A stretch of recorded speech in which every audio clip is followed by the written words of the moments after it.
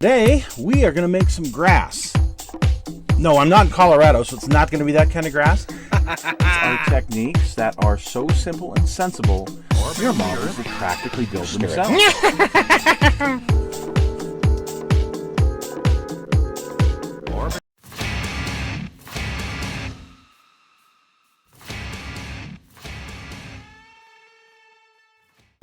Hello folks, it's Mad Dog Merv and welcome to today's show.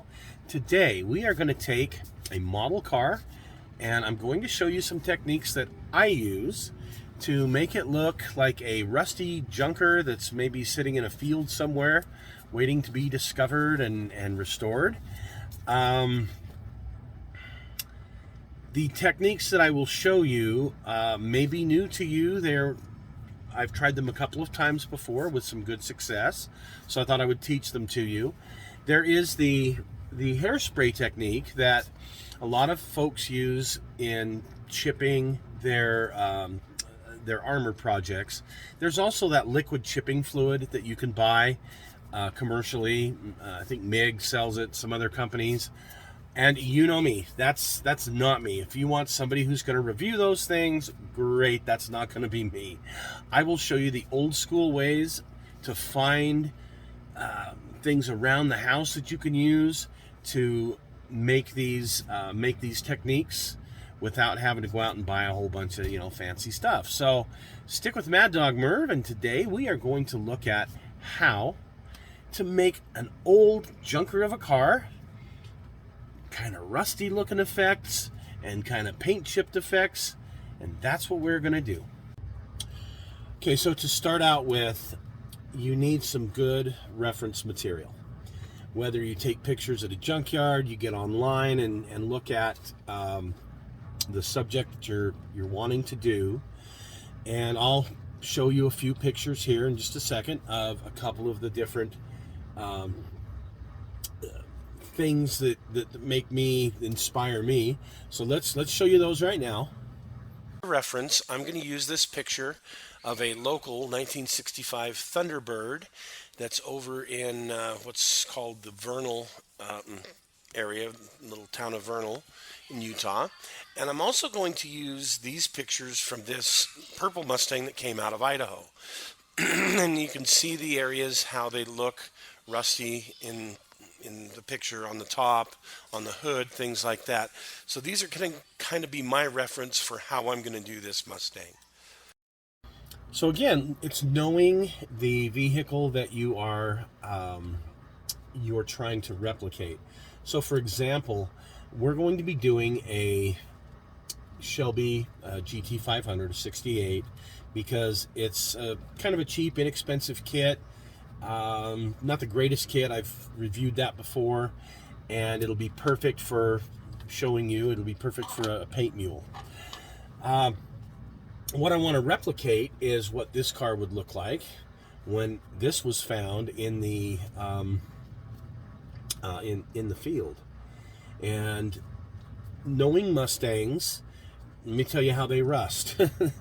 Now, most cars rust the same way, but some rust more than others in certain areas.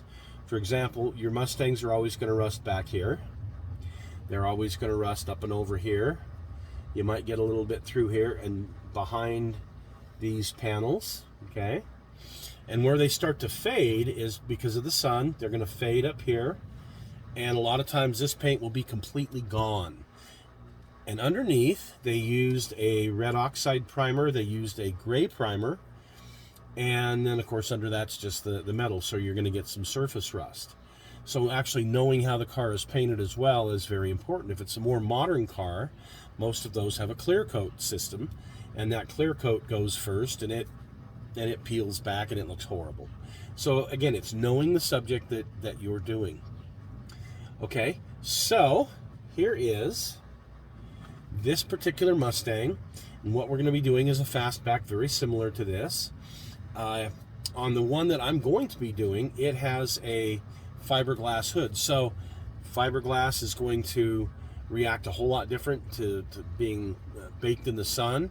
You're not going to get rust on it, obviously, so we're going to have to treat that a little bit differently than we would the metal areas that will be rusty. So without further ado, let's pull out this kit and let's get started. So the first thing I'm going to do is I'm going to use, this is Plasticoat, but there's other brands out there. I like to use Rust-Oleum 2X usually, but I don't have any of that currently. So I'm going to use this, and it's fine on the polystyrene. This is red oxide primer. Now, yes, I could use, let me show you mine. I could use, and I normally would use my airbrush, and I would use the red oxide primer from Mission Models. However, I've had this one about 4 or 5 years, and mine is it's gone. It's gone. So I'm not running to the hobby store. Perhaps you're in a situation where you have to have a acrylic that you can use, and there's other acrylics out there that you could use. I just like to use the Mission Models red oxide, but because I'm outside, I'm going to be spraying this off camera, and we're going to do that, and I'll be right back. Okay, so now I've got it. This is dried, and you see the color. Okay, that's all right, but I want some tonal variation in here. So I'm going to fire up the airbrush.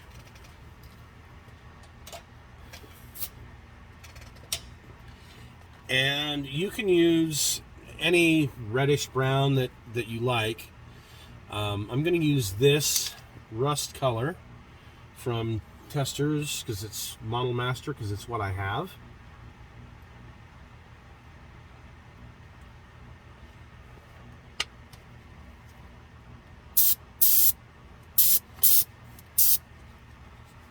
And I'm just going to put some little streaks.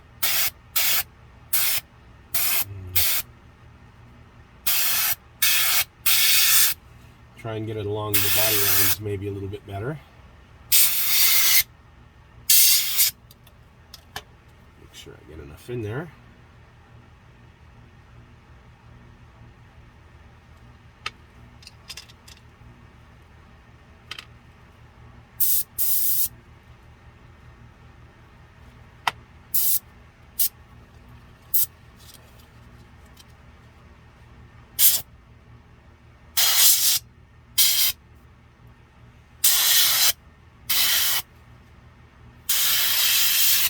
Not trying to paint the whole thing. I'm just trying to get some variations in the tone here and there.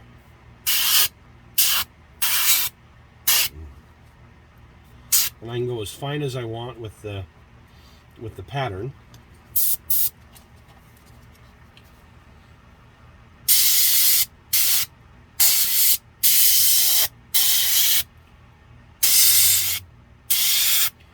You can see around some of the body lines, the panels, how it gives it that little bit of a different tone. Okay, hopefully you guys can all see that. It's subtle, but I want that variation going into the painting steps here in a little while. Okay, so we'll move on to the next one. Okay, so next I'm going to take one of these old spongy brushes. I've got several of these, and I'm going to cut a section off of this.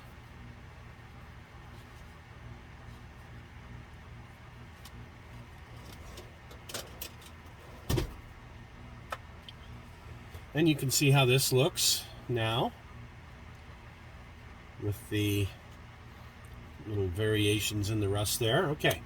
So I'm going to take this, and I would love to use Rail Brown. Rail Brown is really my favorite for something like this. I'm out of Rail Brown, so I'm going to use this old Floquil Roof Brown. Again, just a nice darkish brown. This happens to be an enamel. Wish I could use all acrylics for this, but like I say, I'm out of a lot of paints right now. And I'm gonna sponge paint. If any of you remember doing this in the 80s or 90s to your to your walls in your house, I know I did. And I'm just gonna randomly go around with the sponge and add some little splotches of this brown. Might need to get in here a little bit more. It's quite warm out here in the doghouse today, so my paint is drying quickly.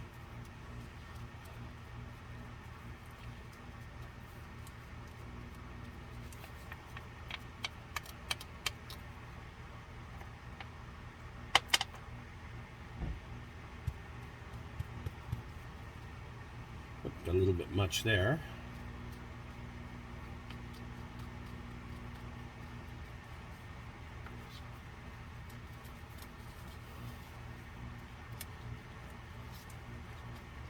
Now keep in mind that a lot of this car is going to wind up with some paint on it. But I am just doing the whole thing with this because I don't know exactly what's going to have paint and what's not going to have paint.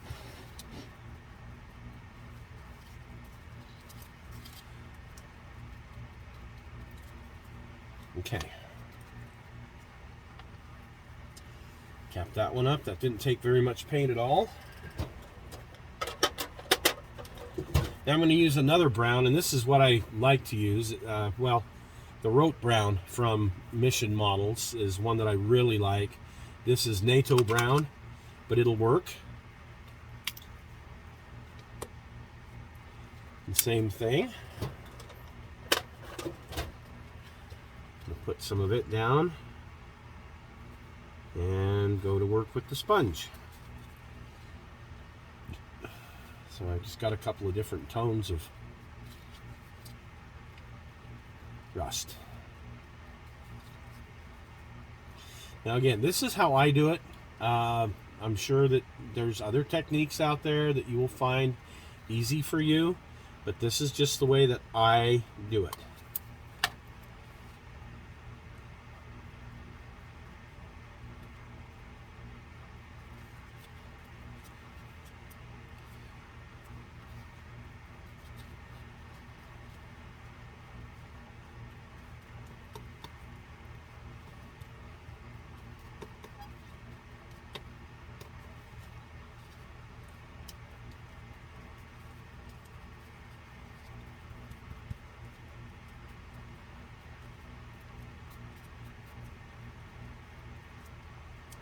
Nice thing with the acrylic, if you don't like it, you can kind of wipe it off pretty quick.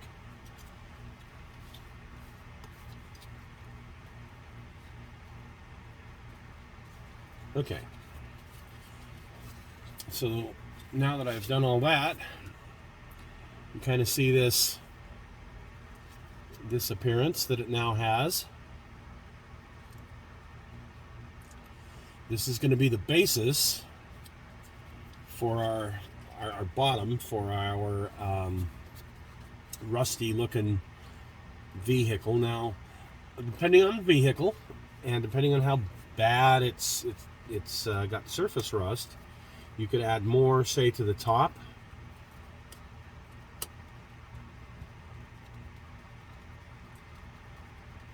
I know some of these Fords really got nice and brown, rusty, crusty here on the top. But for today's demonstration purposes, we're going to leave it like this, okay? So now we're going to move on to the next step. Okay, join us next week, folks. This is a good stopping point. We're going to go through the techniques, actually get some paint on this thing. So see you next week.